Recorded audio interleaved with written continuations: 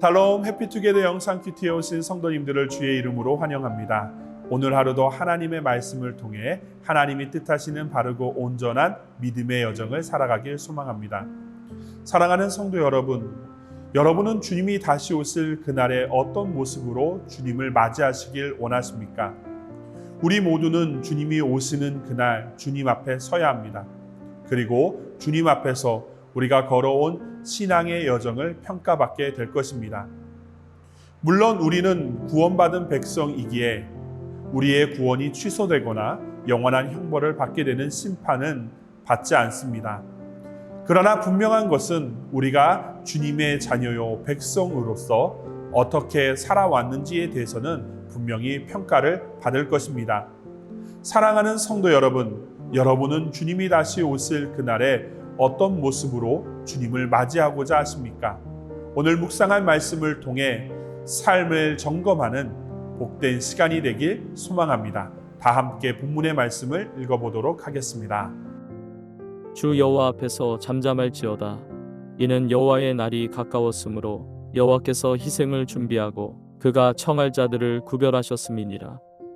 여호와의 희생의 날에 내가 방백들과 왕자들과 이방인의 옷을 입은 자들을 벌할 것이며 그날의 문턱을 뛰어넘어서 포악과 거짓을 자기 주인의 집에 채운 자들을 내가 벌하리라. 나 여호와가 말하노라. 그날의 어문에서는 부르짖는 소리가, 제2구역에서는 울음소리가, 작은 산들에서는 무너지는 소리가 일어나리라. 막데스 주민들아, 너희는 슬피 울라. 가나안 백성이 다 패망하고 은을 거래하는 자들이 끊어졌음이라. 그때에 내가 예루살렘에서 찌꺼기같이 가라앉아서 마음속에 스스로 이르기를 여호와께서는 복도 내리지 아니하시며 화도 내리지 아니하시리라 하는 자를 등불로 두루 찾아 벌하리니 그들의 재물이 노략되며 그들의 집이 황폐할 것이라.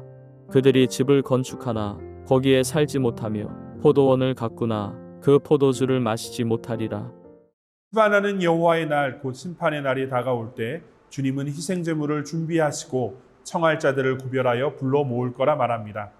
그리고 그날에 하나님께서는 방백들과 왕자들과 이방인의 옷을 입은 자들, 포악과 거짓으로 주인의 집을 채운 자들을 벌하실 거라 선포합니다.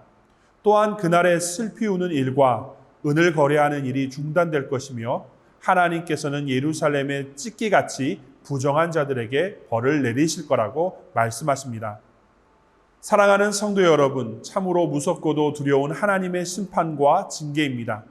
그런데 이 무섭고도 두려운 하나님의 심판과 징계의 이야기가 오늘을 사는 우리에게 주는 아주 귀한 메시지가 있습니다. 그것은 우리 주님이 다시 오실 때 어떤 모습으로 주님을 맞이해야 하는가입니다. 8절의 말씀입니다. 여호와의 희생의 날에 내가 방백들과 왕자들과 이방인의 옷을 입는 자들을 벌할 것이며, 여기서 여호와의 날이란 하나님의 징계가 임할 심판의 날을 의미합니다.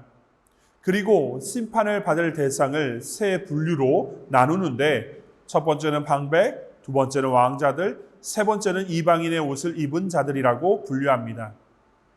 이 중 방백은 고위 관료를 의미합니다. 또한 왕자들은 문자 그대로 왕족을 의미합니다. 마지막으로 이방인의 옷을 입은 자들은 유다 백성으로서 이방인의 옷을 입은 자들을 가리킵니다. 사랑하는 성도 여러분, 그럼 왜 이들이 하나님의 심판의 대상이 되었을까요? 방백들과 왕자들은 유다의 지도자들로서 유다 백성들이 주님을 온전하게 섬기도록 가르치고 이끄는 삶을 살아야 했습니다. 그러나 이들은 자신들의 신분을 망각하고 우상을 숭배하는 범죄를 주도적으로 행했습니다. 때문에 하나님의 심판의 대상이 된 것입니다. 그럼 이방인의 옷을 입은 유다 백성은 왜 심판의 대상이 되었을까요? 단순히 이방인들의 의복을 입었기에 그럴까요? 아닙니다. 단순히 이방인들의 의복을 입었기에 하나님의 진노의 대상이 된 것은 아닙니다. 이들이 심판과 징계의 대상이 된 것은 그들의 정체성 때문에 그렇습니다. 고대 사회의 옷은 신분과 정체성을 상징합니다. 당시의 옷은 그 옷을 입은 사람이 어떤 삶을 살고 있는지를 나타내는 척도이었습니다. 따라서 본문 속에 이방인의 옷을 입었다는 것은 그들이 이방인의 문화와 관습과 행실을 쫓아 살아갔다는 것을 의미합니다. 이는 하나님의 선민이라는 유다 백성들의 정체성을 버리고 이방인처럼 우상을 숭배하였고 이방인들의 각종 가증한 악한 행위를 본받아 살았다는 것을 뜻합니다. 이로 인해 그들은 하나님의 심판의 대상이 된 것입니다. 사랑하는 성도 여러분, 오늘 본문 속에서 하나님의 백성이라는 정체성을 버리고 이방인의 옷을 입고 이방인처럼 우상을 숭배하며 그들의 악한 행실을 쫓아 살아간 유다 백성들의 모습이 우리에게 시사해 주는 바가 크다는 사실을 기억해야 합니다. 왜냐하면 우리도 그들처럼 하나님의 백성과 제자라는 정체성을 망각하고 세상의 기준과 가치를 따라 살아갈 수 있기 때문에 그렇습니다. 선민이지만 이방인처럼 살아갔던 그들처럼 주님의 자녀요 백성이지만 세상의 사람처럼 살아갈 수 있다는 사실을 기억해야 합니다. 그럼 어떤 삶을 살아가야 할까요? 먼저는 깨어 있어야 합니다. 영적으로 잠들어 있으면 우리는 세상에 쉽게 휩쓸려 살아가게 됩니다. 두 번째로는 우리는 하나님의 백성이며 사명을 받은 주님의 제자로서 그에 합당한 삶을 살아가야 합니다. 하나님의 백성으로서 거룩하고 성결하며 하나님의 나라가 이 땅에 이루어지도록 선교적 삶을 살아가야 합니다. 계시록 19장 8절은 이렇게 기록하고 있습니다. 그에게 빛나고 깨끗한 세마포 옷을 입도록 허락하셨으니 이 세마포 옷은 성도들의 옳은 행실이로다 하였더라. 사랑하는 성도 여러분, 그렇습니다. 우리가 입어야 할 옷은 이방인의 옷이 아니라 빛나고 깨끗한 세마포 옷입니다. 그리고 성경은 그 세마포 옷을 성도들의 옳은 행실, 곧 성도다운 삶이라고 말하고 있습니다. 사랑하는 성도 여러분, 우리가 매 예배 때마다 고백하는 것처럼 주님은 사한 자와 죽은 자를 심판하러 반드시 다시 오실 것입니다. 그리고 그날의 심판의 주로 오신 주님을 우리는 맞이해야 할 것입니다. 그때 우리는 어떤 모습으로 주님을 맞이해야 할까요?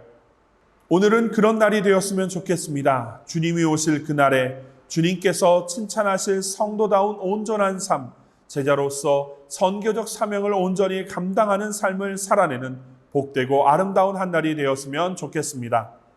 기도하시겠습니다. 주님, 깨끗하고 빛나는 세마포, 그것은 성도다운 삶이라 했는데 세상의 옷이 아니라 성도다운 삶의 옷을 입고 오늘 하루도 주님을 영화롭게 하고 기쁘시게 하는 복된 삶을 살아갈 수 있도록 성령께서 우리를 주장하여 주시옵시고 함께하여 주시옵소서.